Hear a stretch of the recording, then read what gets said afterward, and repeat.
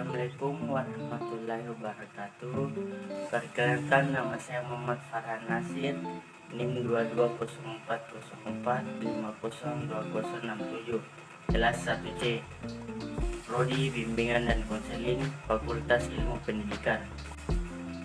Pada kesempatan kali ini, saya akan membahas materi yang pertama, yaitu mengapa dan bagaimana pendidikan agama Islam diajarkan di perguruan tinggi. Nah, langsung saja pembahasan, yaitu konsep dan cara pembelajaran agama Islam di perguruan tinggi. Pendidikan agama Islam diajarkan di perguruan tinggi merupakan sebagai wujud untuk memberikan landasan pengembangan pada kepribadian mahasiswa supaya menjadi kaum intelektual yang senantiasa beriman kepada Tuhan Yang Maha Esa, memiliki budi pekerti yang baik, berpikir kritis, dan bersikap rasional. Secara psikologis, pendidikan agama Islam diajarkan untuk menambah nilai rohani seseorang sehingga memperoleh ketenangan dalam hidup. Dan disinilah peran pendidikan agama Islam sangat penting, sebab dengan ilmu agama seseorang akan dibekali dengan kemampuan dalam menghadapi masalah. Ilmu agama seorang dan benar, mahasiswa yang tak mengenal agama akan cenderung mudah terbawa arus pergaulan, dan pada akhirnya yang tumbuh menjadi seorang yang tidak memiliki akhlak yang baik.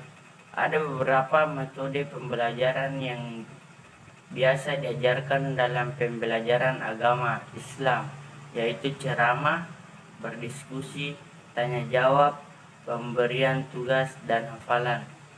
Adapun ayat yang saya bacakan yaitu mengenai pentingnya ilmu agama. Bismillahirrahmanirrahim. Tolabul ilmi faridatul ala kulli muslimin.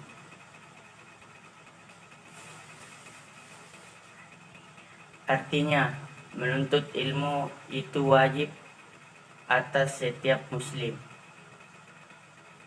Dan untuk pembahasan yang kedua, saya akan membahas mengenai materi bagaimana manusia bertuhan.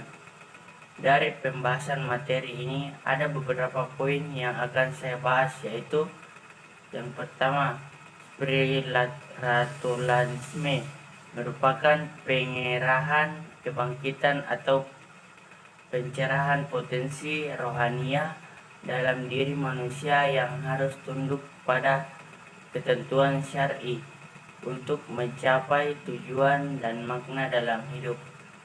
Spiritualisme juga merupakan suatu aliran ilmu yang membahas tentang kerohanian. Jika spiritualisme diartikan dalam makna, maka artinya yaitu kepercayaan. Dan ada 6 alasan mengapa kita membutuhkan spiritualitas untuk tetap mampu mengerjakan panggilan hidup di dunia ini, yaitu 1. Manusia adalah makhluk ciptaan yang terbatas. Yang kedua, untuk menjaga integritas diri kita di tengah realita dunia yang fana dan tak menentu. 3. Untuk mengembangkan hati nurani yang takut akan Tuhan. 4. Untuk mengendalikan dorongan ego dalam diri kita. 5. Menyadarkan bahwa panggilan hidup kita adalah anugerah pemberian dari Tuhan. 6. Sarana untuk melatih kepekaan diri kita dalam menggali makna kenyataan hidup. Kemudian ada beberapa sumber tentang konsep ketuhanan, yaitu A. Konsep dengan perspektif sosiologis yang membahas tentang iman, akhlak mulia, dan tawakal. B. Konsep dengan perspektif sosiologis yang mempelajari masyarakat umum, bagaimana mereka berhubungan dengan Tuhan. C. Konsep dengan perspektif filosofis yang membahas tentang kebaruan alam untuk menegaskan adanya Tuhan sebagai pencipta. D.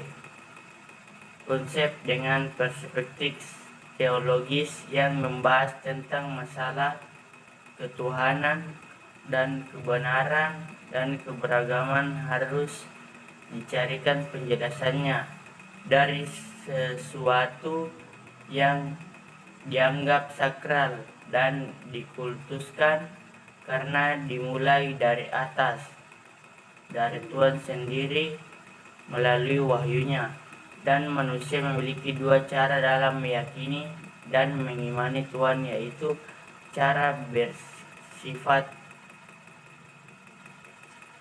ijmali dan bersifat tafsili.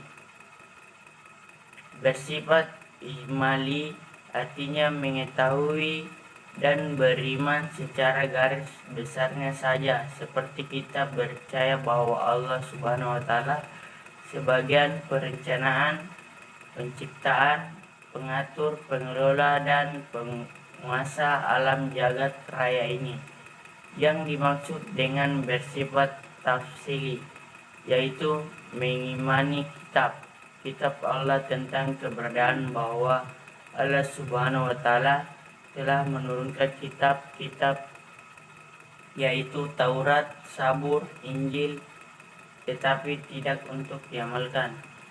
Adapun ayat akan saya bacakan yaitu fa'aqimu wajhaka lid-dini hanifan fitratallahi lati fataran nasalahila'a tabdilah likal killa zalikat binul kaimu walakinna aksaran nasi lamun, yang artinya maka hadapkanlah wajahmu dengan lurus kepada agama Islam sesuai fitrah Allah, disebabkan Dia telah menciptakan manusia menurut fitrah itu. Tidak ada perubahan pada ciptaan Allah. Itulah agama yang lurus, tetapi kebanyakan manusia tidak mengetahui. Untuk pembahasan yang ketiga, saya akan membahas materi bagaimana agama menjamin kebahagiaan. Langsung saja kepada pembahasan, yaitu konsep dan karakteristik agama sebagai jalan menuju Tuhan dan kebahagiaan. Kebahagiaan duniawi adalah kebahagiaan yang fana dan tidak abadi. Adapun kebahagiaan ukhrawi adalah kebahagiaan abadi dan rohani. Kebahagiaan duniawi ada yang melekat pada dirinya dan ada yang melekat pada manfaatnya. Kebahagiaan dapat diraih kalau dekat dengan pemilik kebahagiaan itu sendiri, yaitu Allah Subhanahu wa Ta'ala. Dalam kitab Mizanul Amal, Al-Ghazali menyebut bahwa as-sa'adah atau bahagia terbagi dua. Pertama, bahagia hakiki, dan kedua, bahagia majasi. Bahagia hakiki adalah kebahagiaan ukhrawi, sedangkan kebahagiaan majasi adalah kebahagiaan duniawi.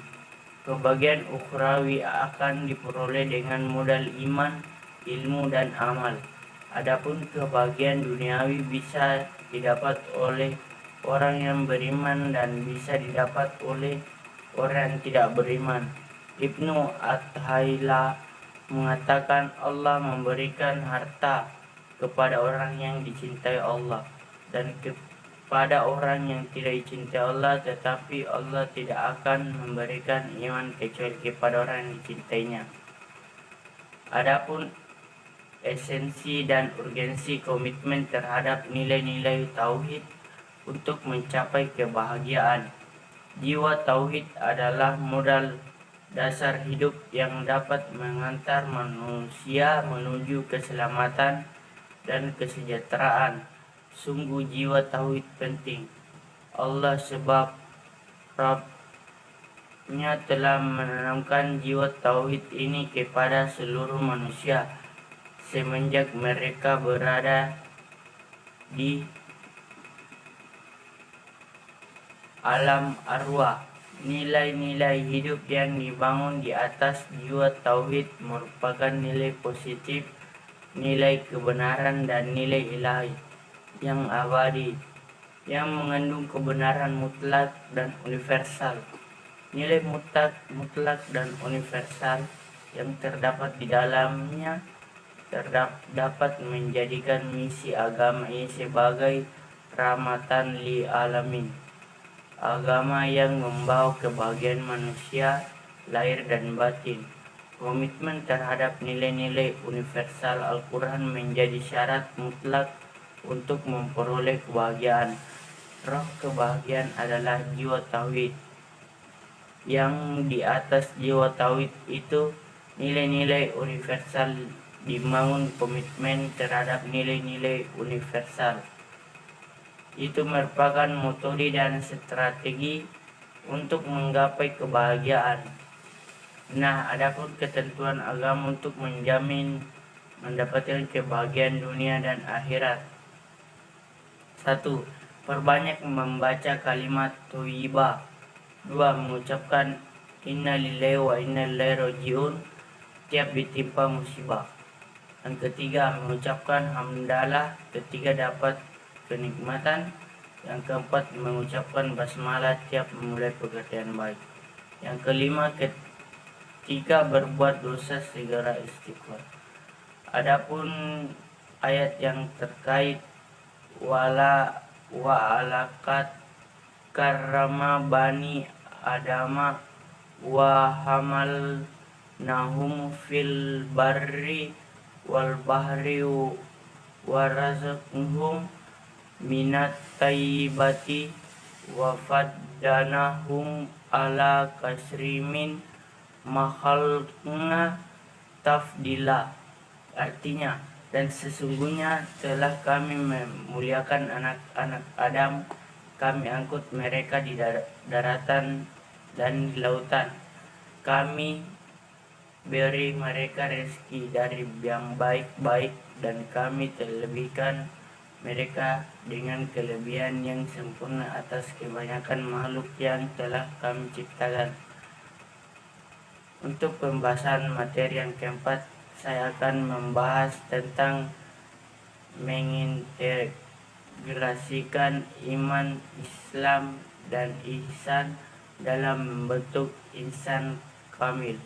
Adapun konsep dan urgensi iman, Islam, dan ihsan di dalam membentuk insan kami, Imam Islam dan ihsan merupakan triplogi agama Islam di mana sesuai dengan hadis Nabi, Imam Islam dan ihsan saling berhubungan karena seseorang yang hanya menganut Islam sebagai agama belumlah cukup tanpa dibarengi dengan iman. Sebaliknya, iman tidaklah berarti apa-apa jika tidak didasar dengan Islam. Selanjutnya, kebermaknaan Islam dan iman akan mencapai kesempurnaan jika dibarengi dengan ihsan, sebab ihsan mengandung konsep keikhlasan tanpa pamrih. Dalam ibadah, iman lebih menekankan pada segi keyakinan di dalam hati. Islam adalah sikap aktif untuk berbuat beramal. Ihsan merupakan perwujudan dari iman dan Islam yang sekaligus merupakan cermin dari kadar iman dan Islam itu sendiri. Alasan iman, Islam, dan ihsan menjadi persyaratan dalam membentuk insan kamil. Kesempurnaan insan kamil terletak dari iman, Islam, dan ihsan, sehingga insan kamil dapat mewujudkan pengetahuan tentang iman, Islam dan ihsan dalam kehidupan sehari-hari. Hubungan atau berkaitan antara iman, Islam dan ihsan adalah sesuatu kesatuan yang tidak dapat dipisahkan.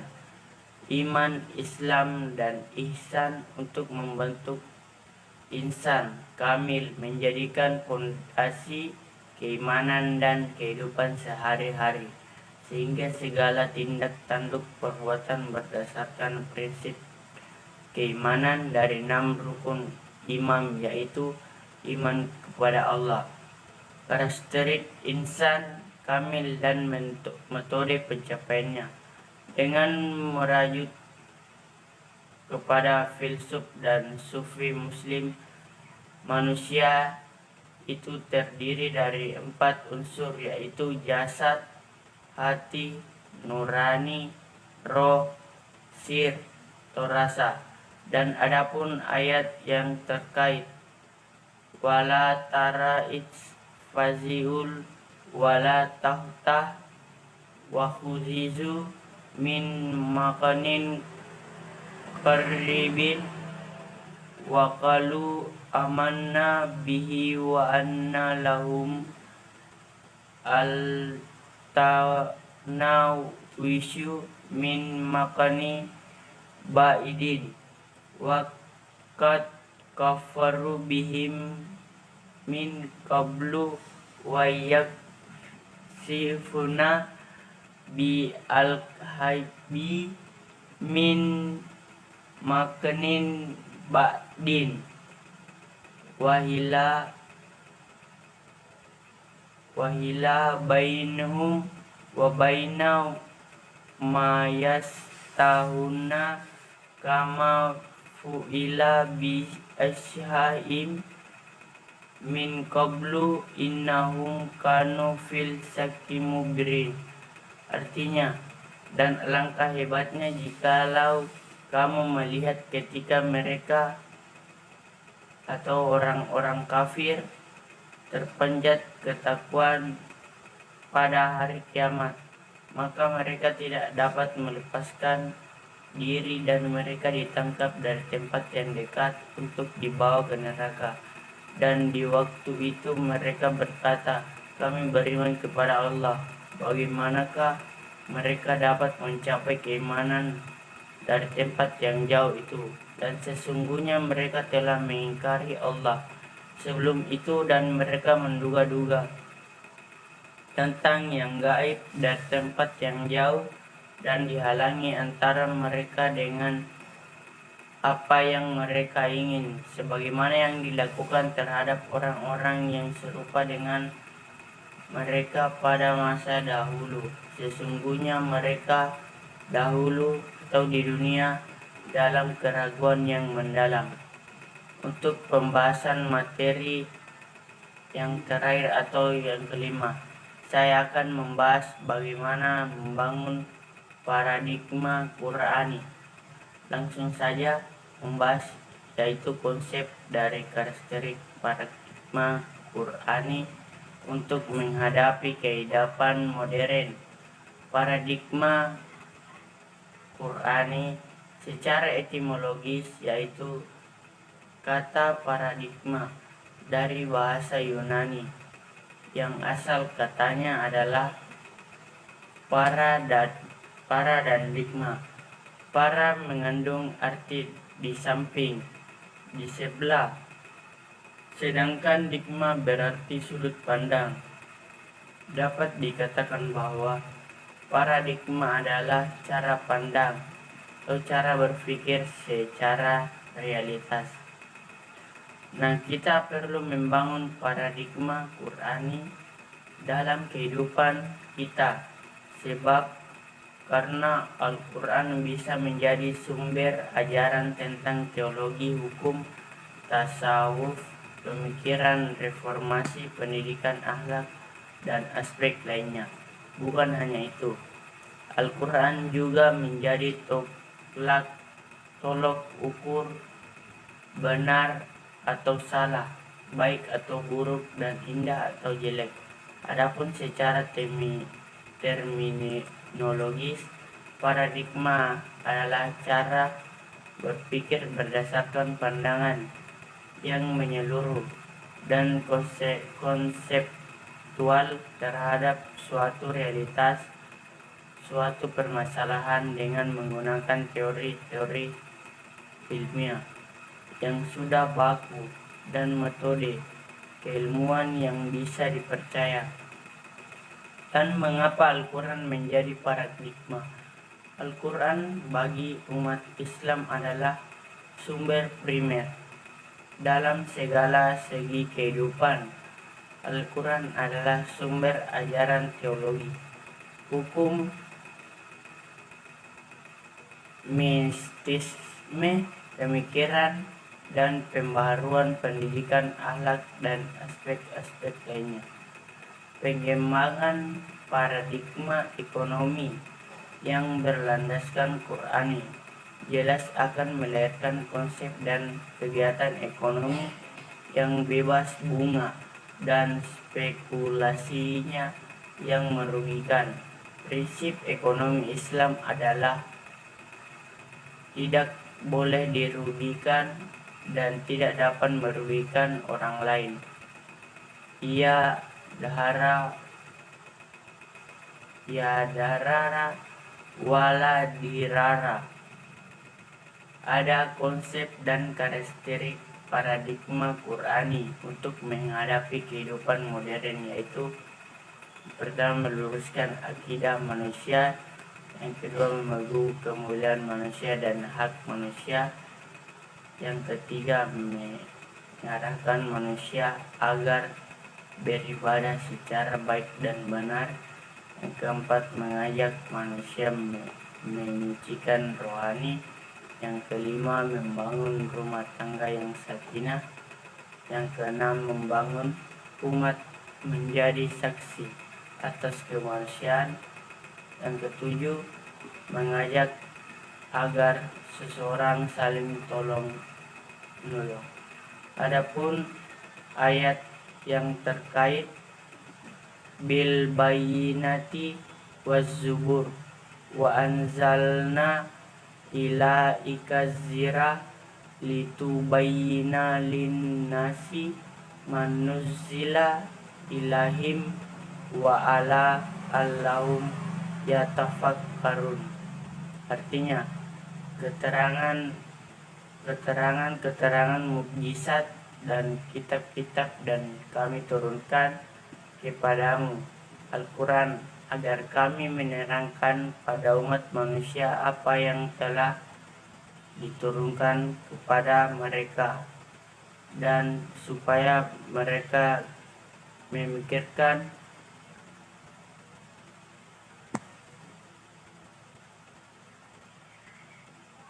Demikian pemaparan materi dari saya. Assalamualaikum warahmatullahi wabarakatuh.